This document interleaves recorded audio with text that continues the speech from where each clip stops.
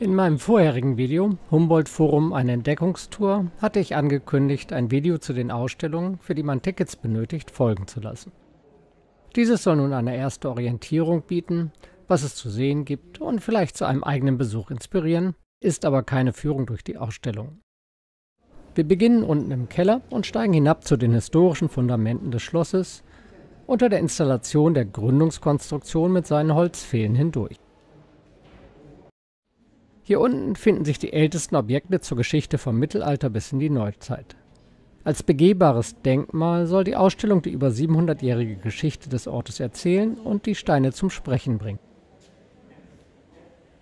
Die Art der Nutzung des Kellers hat sich im Laufe der Jahrhunderte mehrfach geändert, was erfahrbar gemacht werden soll, unter anderem mit Schaukästen, von denen man den Sand der Geschichte wegwischen kann, um zu erforschen, was sich darunter verbirgt.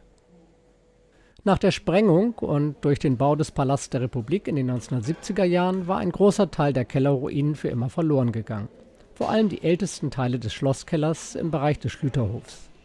Im Zuge des Palastbaus waren auch keinerlei archäologische Grabungen vorgenommen worden.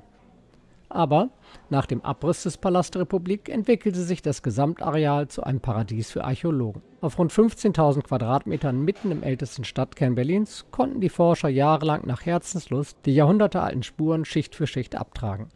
So stieß man auf Reste des früheren Dominikanerklosters aus dem 14. Jahrhundert, das schon vor dem Bau des Schlosses hier stand. Unweit von den Klosterresten sind die Spuren einer Federviehkammer zu erkennen. Dorthin wurde lebendes Geflügel vor dem Schlachten in das Schloss gebracht und zwischengelagert. Gelbe Fliesen zeigen an, wo sich die Speisekammer früher befand. Zahlreiche Objekte, die man im Bauschutt gefunden hat, sind zu sehen. Ebenso befindet sich hier ein Ventilator, ein Teil der modernen Niederdampfdruckheizungsanlage, die zu Zeiten Kaiser Wilhelms II. Eingebaut wurde.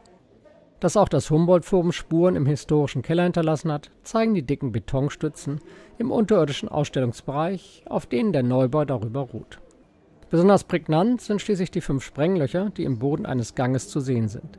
Hier befand sich ein besonders massiv gebautes Fundament, das das darüber befindliche Eosander-Portal und die im 19. Jahrhundert errichtete Kuppel tragen konnte.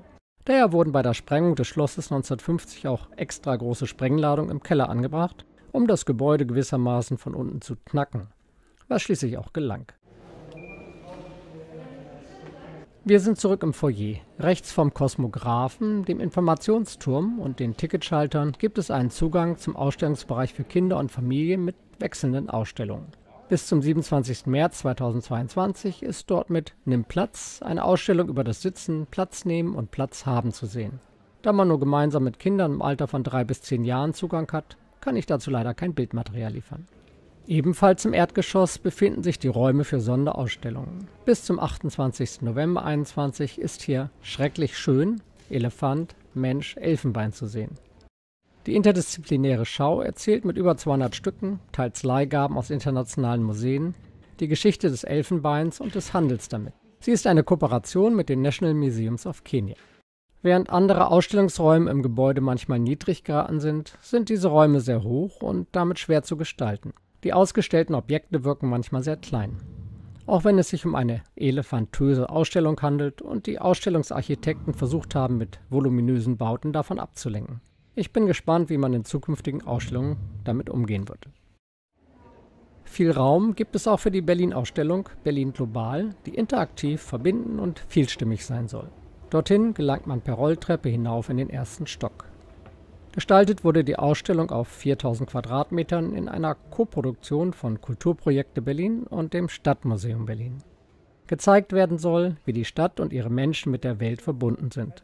Der Raum Weltdenken, gestaltet von den New Yorker Urban Art Künstlern Howe and Nossum, heißt die Besucherinnen willkommen. Eine ausführliche Erklärung des Raums und seiner Bildmotive wie auch zur gesamten Ausstellung findet man auf der Internetseite berlin-global-ausstellung.de, die ich auch verlinkt habe.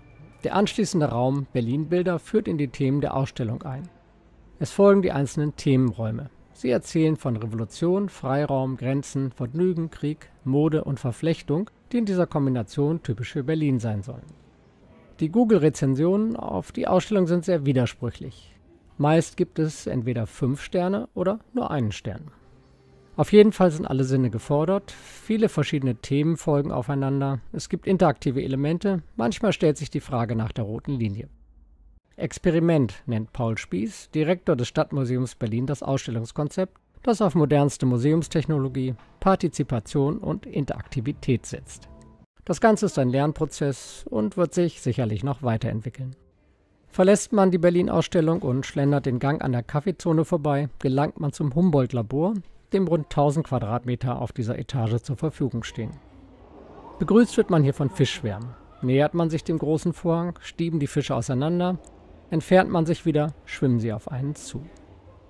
In der Eigendarstellung heißt es, das Humboldt-Labor ist ein Ort, an dem aktuelle Forschungsvorhaben und Ergebnisse vorgestellt werden, ein Ort der Vernetzung, der Diskussion, des Austauschs, der Interdisziplinarität und Internationalität, auch des Streitgesprächs zu drängenden Fragen unserer Zeit.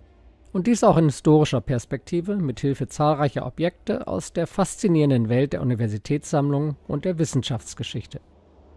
Es präsentiert die Forschung der Exzellenzcluster des Berliner Universitätsverbundes, der Berlin University Alliance und anderer exzellenter Institute und Fachbereiche der Humboldt-Universität.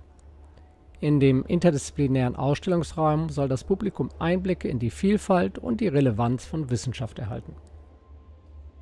Auf den ersten Blick erinnert die Ausstellung unter dem Motto »Nach der Natur« an die früheren medizinischen Kuriositätenkabinette oder an die Wunderkammern, die es ehemals in den Schlössern gab. Die Gestalter haben Vitrinen gebaut, die sich überall hin bewegen lassen, sowie eine 25 Meter breite Forschungswand, einen interaktiven Megascreen. Auf ausrollbaren Jalousien werden Forschungsfragen und Interviews digital eingeblendet.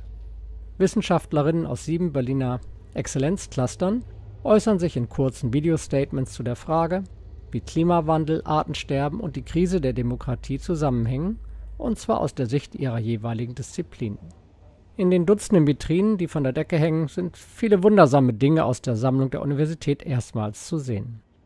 Dieses Nebeneinander von Themen und Materialien soll zeigen, dass in der global vernetzten Welt alles miteinander verbunden ist und immer war. Damit hätten wir uns jetzt die Ausstellung im Keller, Erdgeschoss und in der ersten Etage angeschaut.